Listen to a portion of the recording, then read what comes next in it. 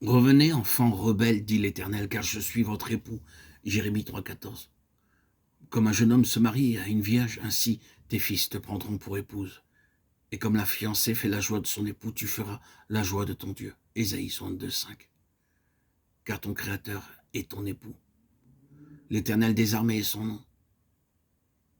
Et ton Rédempteur est le Saint d'Israël. Ésaïe 54,5. Mystère des mystères. C'était encore une question pour le Seigneur d'avoir une compagne. Aucun de nous ne pouvons comprendre pourquoi le Seigneur désirait avoir une compagne, une épouse. Il est possible d'être une épouse sans être une compagne.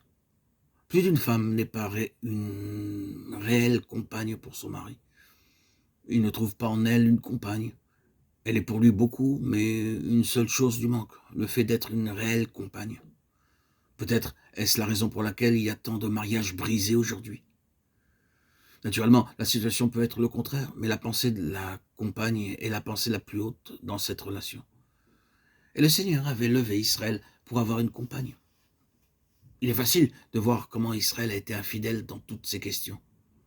Le moment arriva où le Seigneur ne peut plus trouver son plaisir en Israël, où il ne révéla plus au monde qui l'entourait quel Dieu il est, mais il se tourna vers d'autres dieux et refusa d'accomplir la mission universelle pour laquelle il avait été amené en union avec Dieu.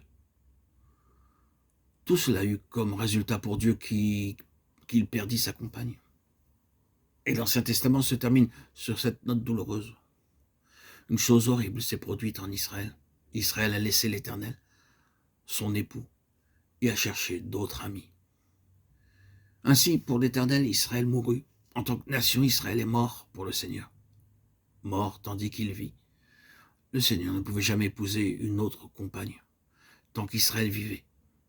Israël est mort. Il put donc prendre une autre épouse.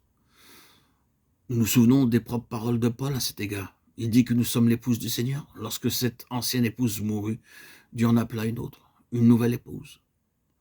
Le Nouveau Testament nous parle beaucoup, nous le savons, de cette nouvelle épouse. Le Seigneur Jésus, dans les évangiles, s'appelle lui-même l'époux. Nous nous rappelons la parabole des vierges, lorsque le Christ se fit entendre. Voici l'époux. Matthieu 25,6. Et à la lecture du livre de l'Apocalypse au sujet de la fiancée, l'épouse de l'agneau, dans ces passages, tout est décrit. Nous nous souvenons sans doute de ces paroles de Paul dans sa lettre aux Éphésiens. Christ a aimé l'Église et s'est livré lui-même pour elle, afin de la sanctifier, pour faire paraître devant lui cette Église pleine de gloire, sans tache, ni ride, ni rien de semblable. Éphésiens 5, 25 et 27. Et ceci vient ensuite, mariés, aimez vos femmes, comme Christ a aimé l'Église. Oui, je pense que le fait est établi. Mais il nous faut revoir tous les traits de cette relation. Pourquoi sommes-nous unis au Seigneur? Pourquoi sommes-nous appelés chrétiens?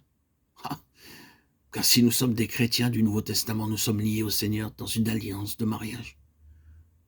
C'est ici l'Église de Dieu qui s'est acquise par son propre sang. Acte 20, 28.